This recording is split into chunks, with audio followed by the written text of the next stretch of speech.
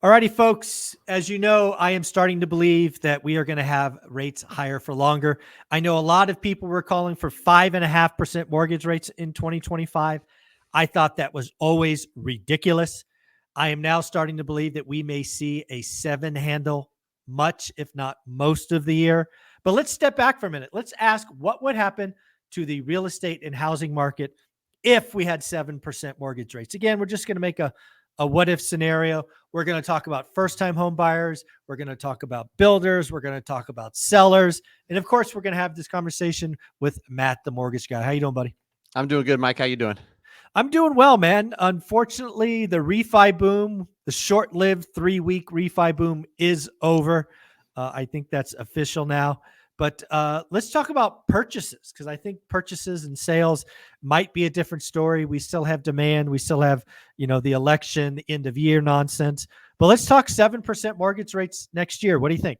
Yeah, I mean, first off, I don't know if it's my cloudy, optimistic brain, right? I don't know if I necessarily agree that we can stay that high that long, but nobody knows. What I do know is how buyers are acting, will act, how they kind of view this current state of the market, which, for some is scary. For others, it screams opportunity. One thing I'm noticing now, it's interesting. Rates go down. People are super optimistic. It's like Matt Ishbia from UWM shared a graph today, and it was hilarious because he graphed over the last couple years 5 different points of rates, and where, from our perspective, 6.125 was this cost. And the buyer psychology, if you know it, makes sense, where you could have the same rate a year apart, and their imports showed it. Their imports were almost double at a 20 basis points worse in price in 23, just because of the trajectory of rates. Yeah, and folks don't know what he's talking about there. In 2023, rates hit our cycle peak of over 8%. So at 8%, falling to 7, net good. Right. And that might have been like May of 24, actually, now I'm thinking about it. And then, in July, we were at 7. And then from July to mid-September, we came down to almost 6. And now with that spike back up to 7, the imports in October are so much lower when the pricing is the same as it was in May.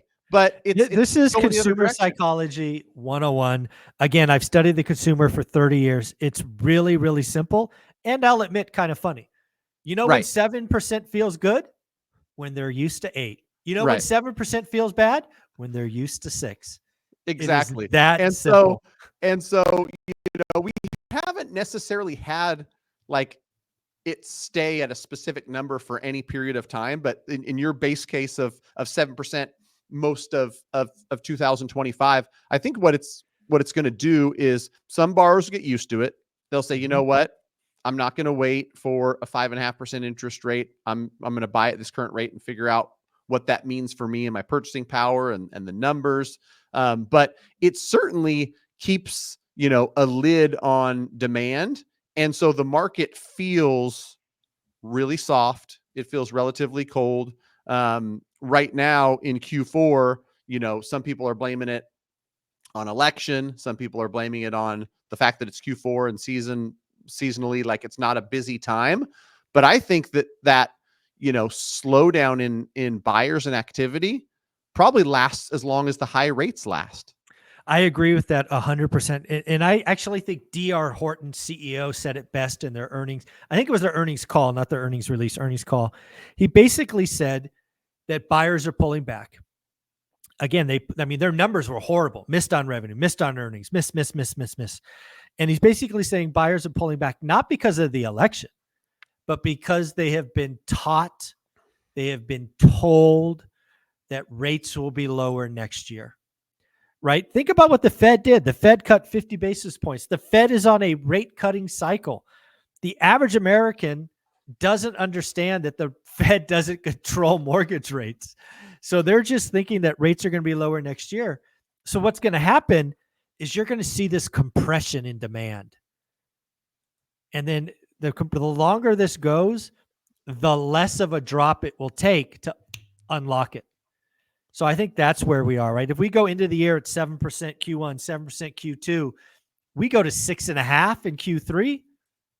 Watch out. I mean, that's again the consumer, right? When does 6.5 feel good? When I'm used to 7.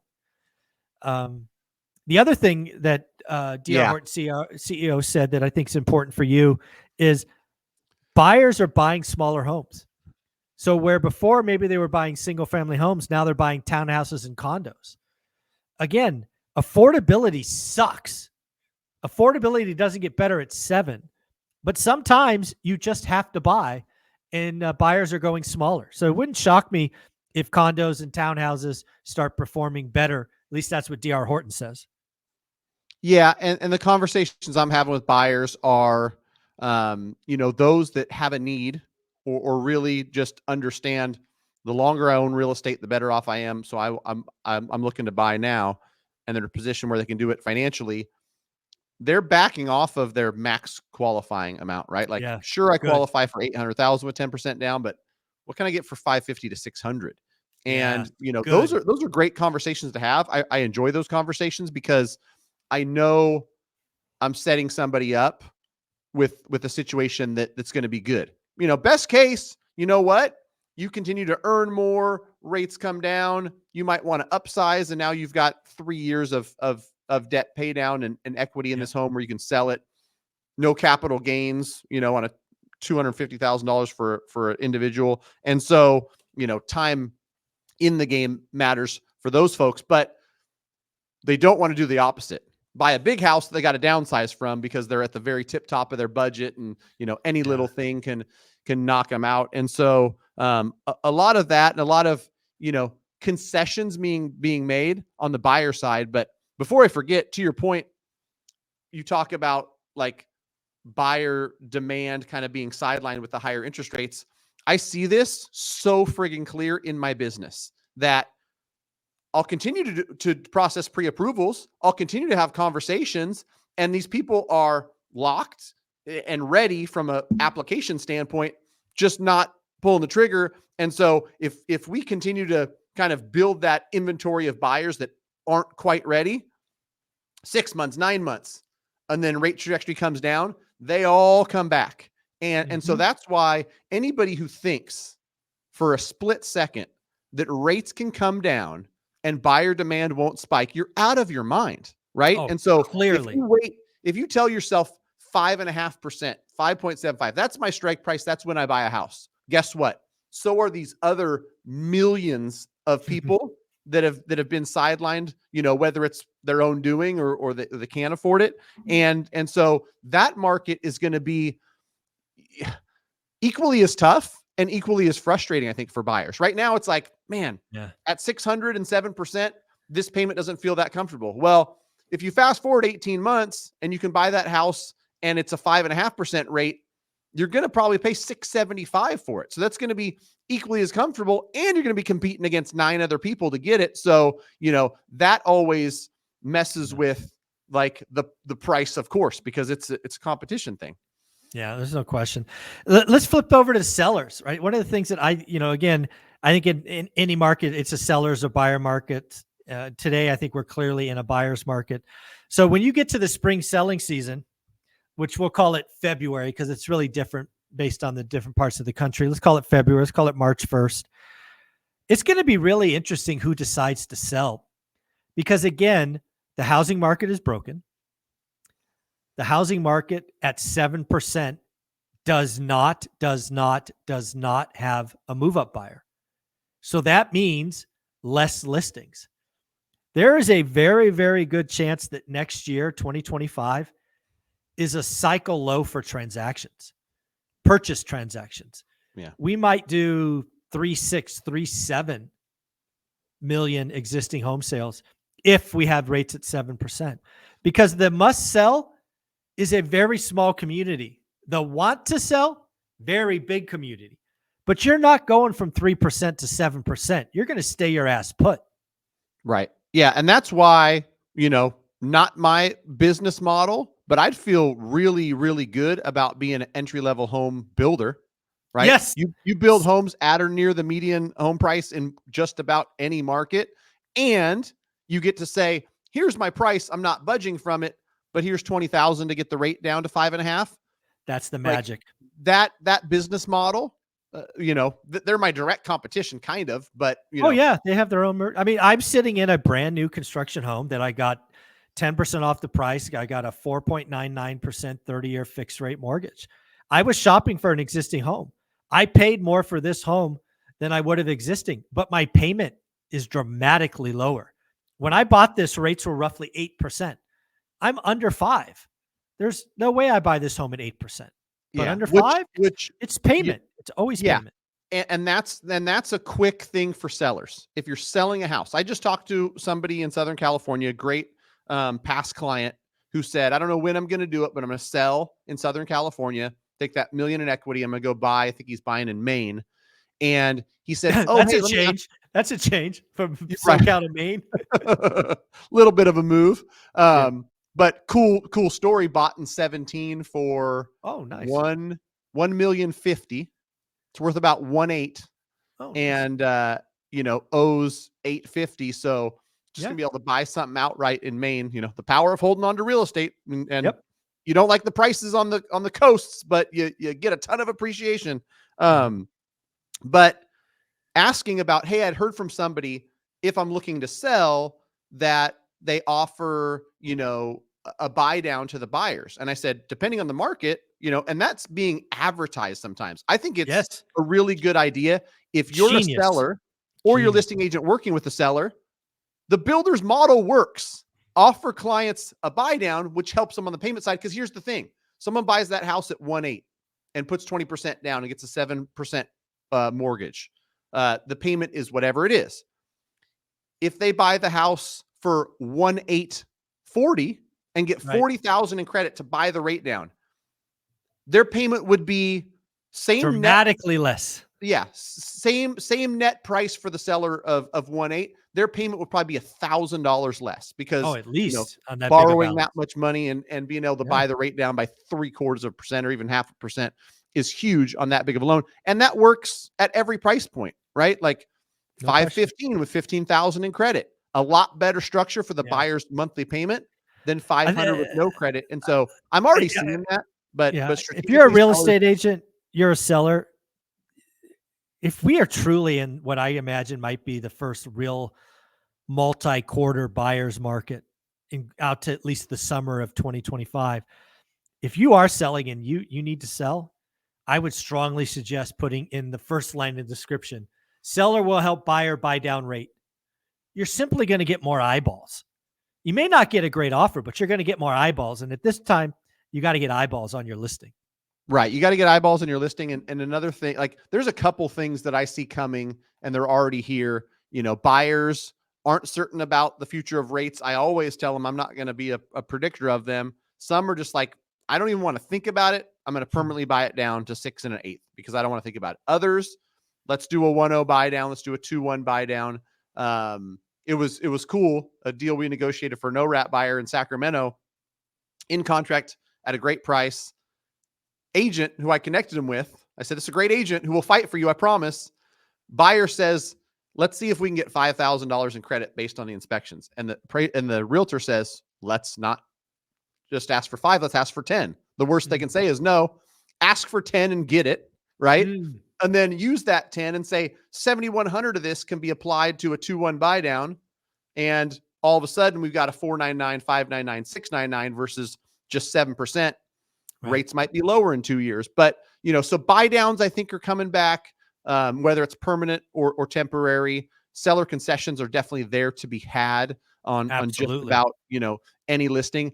Another thing that I want to mention to sellers, I always think to myself, man, like I love real estate so much. It would be fun to be an agent. Just play one for a year.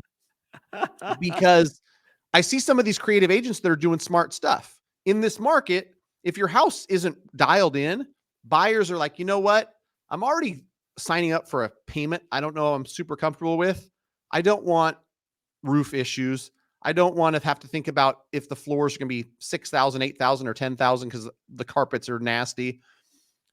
I've seen, partnerships had where, hey, I'll fix up your house. Here's your price. Anything above it, we're going to split however we split it, right? After you pay back this cost, because you're going to get a premium. Those are the things that are still selling quick, in my opinion. No, You I buy the mean, house, your payment, you're not worried about deferred maintenance. no, absolutely correct. It's funny you bring that up. Omar the other day, again, one of my flippers down in Southern California, is actually identified that he's had to go the little bit extra. He gave us an example where before he might have not replaced the AC, but because the AC was, working but near end of life, he had to replace it, and that helped him sell the house. Because again, the buyer who's stretched on payment doesn't want to stare at a potential $4,800, $5,000 AC replacement. So you're going to have to dial yourself in for sure.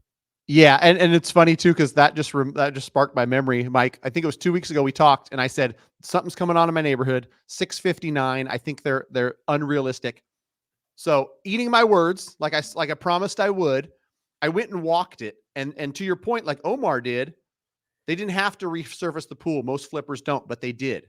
They didn't necessarily have to replace the AC, but they did. They completely dialed this house in, and so when I walk through it, I go, beautiful finishes. They did the little things, new fence, resurface the pool.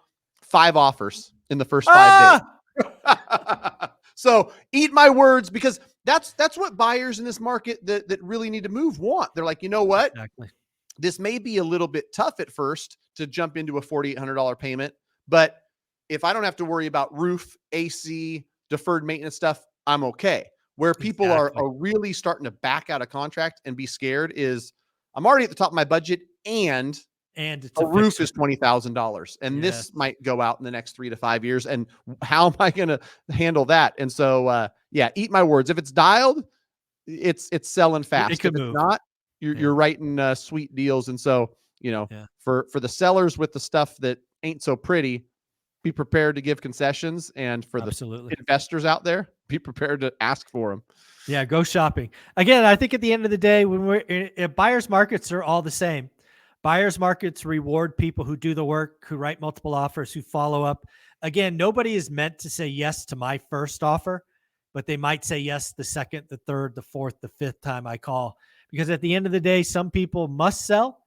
Some people want to sell. My job is to figure out who must sell and who wants to sell. Matt, if somebody want to reach out to you, get a pre-approval going, or just talk mortgage, how do they do that? Quick and easy. Go to greatmortgagebroker.com, fill out that quick form. We'll be in touch.